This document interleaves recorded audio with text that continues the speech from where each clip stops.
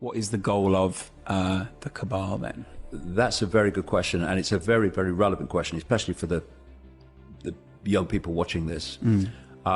There is an end game. It has been working towards it for a long time. This has not been going on for 5 years or 50 years. This goes back thousands of years. And the key to increasing human control has been increasing human centralization of power. So, for instance, there was a time when the human race was made up of tribes, and the tribes decided what happened in the tribe. Then there came a big change when lots of tribes came together under what were called nations. And then a few people at the center of the nation were now dictating to all the former tribes that made up that nation. Through the European Union, we've gone to the next level, which is to bring the nations together under centralized control. And the idea eventually is to have a world government, world army, world central bank, world currency, cashless, which we're heading to so fast. And underpinning that structure of centralized global control is complete control of human perception. And it's happening in front of our eyes. Why would someone want that? Well, I mean, why does Stalin want to control Russia with a rod of iron? Because they're frickin' mad. They're psychopaths. And there's a thing called the hair test. It's a list of traits, and if you have enough of them, you're a psychopath officially. And the top trait of a psychopath is lack of empathy. The inability to put themselves in the feelings and the situation they're making other people suffer. And when you remove empathy, all limits go. Right. We're back to 9/11. Only people with no empathy could possibly do that, knowing the consequences for those people, that could start the First World, Second World Wars. So lack of empathy. But where this is sadly, those people are also very good at what they do. They're very good. Yeah. They're very sick, but intellectually they're very clever. Right. And they study, and this is what AI is doing. You know, they talk about surveillance and all this technological surveillance, all this AI stuff.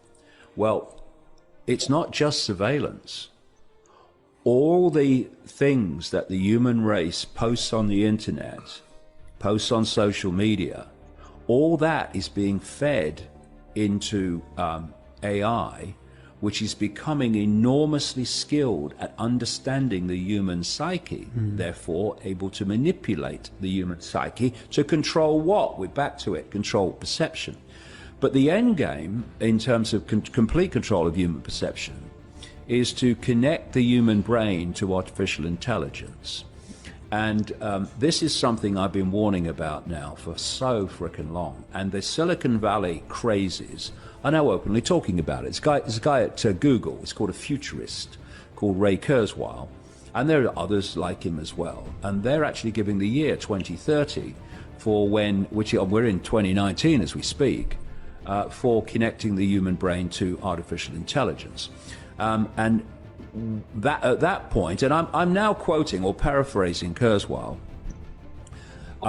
once that connection's made, he said AI will do more and more and more of human thinking until human thinking as we currently know it will be basically negligible. Right. In other words, the human mind will become AI, and instead of manipulating human perception will become direct through AI. And this is how they've done it. There's a... Well, we're already kind of... Oh, we are. Can I ask... Using the phone for a start. Oh, yeah. Well, I just want to give you a sequence, because this will be very relevant to the people watching this. You know, I talked about problem, reaction, solution. There's another technique that is the bedfellow, the stablemate of problem, reaction, solution. I call it the totalitarian tiptoe. And what you do is you start at A, and you know you're going to Z. But if you go in too big a leap to Z, the change is such that people go, what's going on? What's going on? What's happening? So you go as big a leap as you can, but not so big that people see the pattern. So the totalitarian tiptoe to control by AI went like this. Stage one get them addicted to technology that they hold. Your goal is to get in the body. So first of all, stage one, you get them addicted to technology they hold. So we had this explosion of the smartphone era. And even before that, you could say, I mean, even calculators, that kind of thing, Tamagotchis. Well, if you want technology that goes inside someone, I know a few devices. Well, you bloody would. Yeah, but believe me, then they're not addicted in the same way. No. That is interesting, though. So that's stage one, and that's achieved. Right. Vast numbers of people are absolutely addicted to technology they hold. You go to stage two, they're holdables. Next stage, wearables. You're going in the body, so next stage you get on the body. This is your Apple Watch, your Bluetooth, and all these things. Endless gadgets. This is literally not an Apple Watch. An Apple Watch. So, endless gadgets that you wear. Yeah. Ooh, and what they're doing is conditioning normality. They're making these things normal. And I'll tell you something about these office assistants in a minute about that too. And then these AI bloody Barbie dolls they're giving out for kids and stuff like that. So then you go to the next stage, small soldiers, which is inside the body, which is internal chipping, which I've been saying was the plan since about 1992. Elon Musk is sort of big into that, isn't he? Don't talk to me about him. Not a fan? No. I really want to hear what you think about Elon Musk comes out and says that AI could be the end of the human race. On that he's right. And then he opens a frickin' company called Neuralink to connect the human brain to computers. Yeah. I mean, talk me through that. And sort of Overton window sense of the only way that they are going to connect everyone to AI, no matter where they are in the world, is by having every inch of the planet covered with Wi-Fi, the cloud. This is what Kurzweil says, that the human brain is going to be connected to the cloud. So the cloud has to be global. And they are putting thousands and thousands of satellites up in orbit. Musk, one of the major ones through his company SpaceX, to beam Wi-Fi at the planet so no one can escape from it. And are you of the belief that this 5G thing is something to worry about? Massively. 5G is ramping up this whole, what they call smart grid. Do you notice how everything today is called smart? Mm-hmm. Everything called smart is part of a smart grid, and part of that smart grid is connecting AI to the human brain. So everything is connected by is controlled by AI, and whoever controls AI controls everything. And from one central point, when this grid is up and running and it's being put into place more and more every day all over the world, whoever controls that central point controls not only everything technologically, controls the human mind. And see how fast things move. I remember some books ago, not that long ago really, I was warning about the plan for something called the Internet of Things, where everything is connected to the Internet. Now, already billions of things are connected to the Internet. Everything's connected to AI and the Internet. The Internet, by the way, was made possible thanks to an organization called DARPA, which is the technological development arm of the Pentagon. And if I called DARPA evil, I would be fearful of evil suing me for defamation of character, to be honest. That's how bad it is, right? And so the idea is before you can make a physical connection to AI, and people accept this, you've got to make a psychological connection. And what they're doing, because it's all a psychological game, the few cannot control billions unless they control the psyche of the billions. It's a very, very important psychological manipulation technique. It's called preemptive programming. Okay, this is how it works. You are here, you want to go there. That society is so dramatically different to this one, you're gonna face a response against it. You want to do what? So what you do is you fill the movies and the programs with storylines and scenes and portrayals of that world. And so what you're doing, and you look at the movies that have come out in the last like 10, 15, 20 years about this whole world of technology and robots and AI and all that stuff. Anything with Will Smith in, pretty much. Yeah, and what do you call it? The one with Tom Cruise in. Oh, yeah, Minority Report. Yeah, Minority Report, yeah. Mission Impossible 2 was excellent. Yes, and what you're doing is you're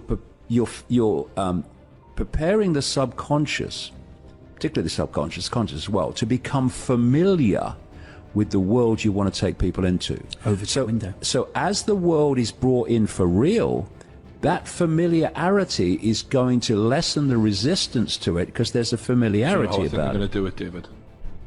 If they make it easier to get laid for men, that is the Tinder via, like, you know, microchip. That's it. Do you know the worry is, David? You're laughing. He's totally No, serious. I'm telling you now, if there's one way you'll get men to go along with this, is if you make it easier to get women. Guaranteed.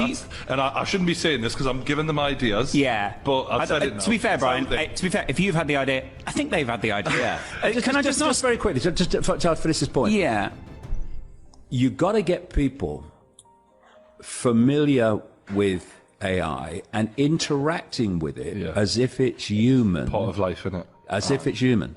And that's what the office assistants are for. Some people have one in every bloody room I've come across. Yeah. They're interacting with them as if the AI... Is that like Alexa and stuff? Yeah, all that stuff. Yeah. As if the AI voice is human, and then you've got the Barbie dolls and these other Remember toys. Rocky? He had the little thing that swept the floor up for him. Sylvester Stallone in Rocky. Yeah. Yeah. I mean, they're everywhere. We're now. talking like early '90s, and even it was in the movies then. Do you know when you interact? Do you interact with any of these things? Have you actually? No, I haven't got any. You're not dabbled at all. No, not at all. Does it? Why? Because it scares you, or No, just because I don't want them. I don't need them. You see, the thing is that when people become addicted to something like technology, they think they need it, but they don't necessarily need it. I mean, I don't carry a smartphone. I have one at home, which comes out about once every 6 months. It's a 3G one. When I have to be somewhere and contacted, and there's no way they're contacting me, and what I say is, okay, I'll call you from a landline, and I find a landline. That's as much as I use it, maybe 3 or 4 times a year for, you know, one small amount of times. Apart from that, I don't use that kind of technology. I think it's healthier. Yeah, but what it's doing, it's creating, especially with the kids and these AI-connected Barbie dolls and stuff, it's making them familiar with AI to the point where they perceive it as human. And once they've got that acceptance and that interaction, then when they move into connected to here, you're going to have far less resistance because it's not the, oh my God, kind of reaction. There's no shock there. It's no shock. It's become part of life by then. And that's why they're targeting the kids now, because they are going to be the adults 2030 when they really want this to come in full blown.